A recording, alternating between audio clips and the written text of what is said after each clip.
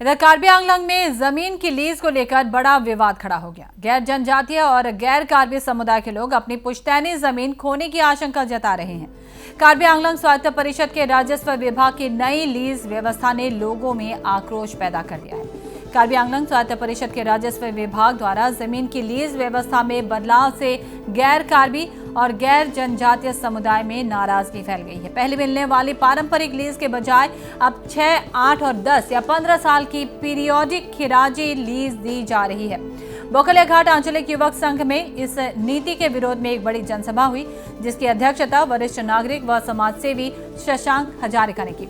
इस बैठक में बोकलिया घाट, हावड़ा घाट, लंघेन और आसपास के क्षेत्रों से 500 से अधिक जागरूक नागरिक और विभिन्न संगठनों के सदस्य शामिल हुए।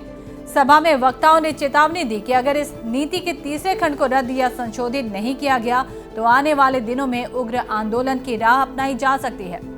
सभा के बाद छात्र और सामाजिक संगठनों ने प्रेस कॉन्फ्रेंस कर परिषद के अध्यक्ष डॉक्टर तुलेराम रोंगहांग के फैसले की कड़ी आलोचना की और कहा कि यह नीति गैर कार्बी और गैर जनजातीय लोगों के पुश्तैनी जमीन के अधिकार को खतरे में डाल रही है। लोगों का कहना है कि इस नई लीज व्यवस्था के कारण न सिर्फ जमीन की खरीद बिक्री प्रभावित होगी, बल्कि बैंकों से लोन लेने में भी बड़ी मुश्किलें आएंगी।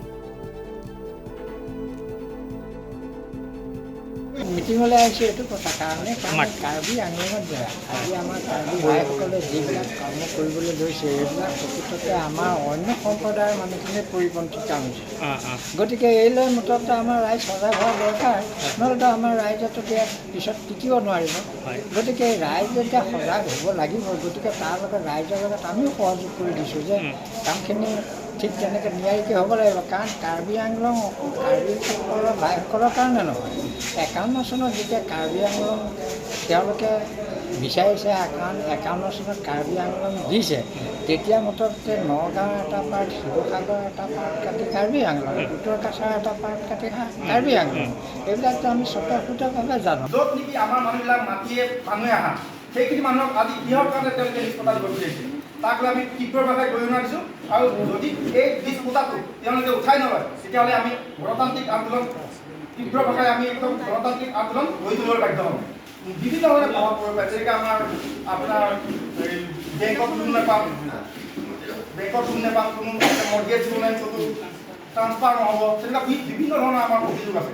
এইখিনি কথাৰ জৰিয়তে আমি মাননীয় তুলেৰাম দেৱক ক'বলৈ বিচাৰিছোঁ যে তেওঁ অতি শীঘ্ৰে ইয়াৰ স্পষ্টীকৰণ দিয়ক। লিজ পটাটো খালি কি নন ট্ৰাইবেল কাৰণে না ট্ৰাইবেল কাৰণে? নন ট্ৰাইবেল কাৰণে দিয়া হৈছে। নন ট্ৰাইবেলত কোন কোন মানুহ এনেকৈ আহিছে? আছামিজ মানে বেংগলী হওক, বিহাৰী হওক? আছামিজ, বেংগলী, বিহাৰী, ভোজপুৰী যিমান জনগোষ্ঠী আছে নন ট্ৰাইবেল, তেওঁলোকক দিব বিচাৰিছে বলপূৰ্বকভাৱে থাকে। মানে খৰিতাৰ পৰা মানে লিষ্টহে লিখি দি আছে আৰু কি ক'লে? মানে লিষ্ট লিখি দিয়ে আৰু লিষ্ট পতা দি আছে, কোনো কাৰণে আমি গ্ৰহণ নকৰোঁ। আগত দিনত কেনেকুৱা ধৰণৰ আপোনালোকে ইয়াত প্ৰতিবাদ কৰিব?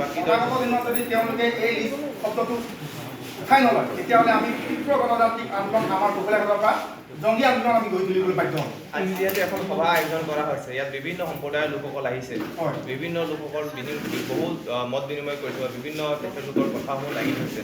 ইয়াক আপোনালোকে ভাবেনে যে এই গোটেই সমস্যাটো সমাধান হ'ব বুলি? নিশ্চয় হ'ব বুলি ভাবোঁ। ৰাইজ আছে, ৰাইজৰ লগত আমি আছোঁ। আৰু এই বিষয়ে যদি তেওঁলোকে লিষ্ট শব্দটো বাৰে বাৰে কৈছোঁ, এই লিষ্ট শব্দ যদি তেওঁলোকে উঠাই নলয়, তেতিয়াহ'লে আগন্তুক দিনত তীব্ৰ প্ৰত্যাহ্বানৰ সন্মুখীন হ'ব এই বিজেপি চৰকাৰ।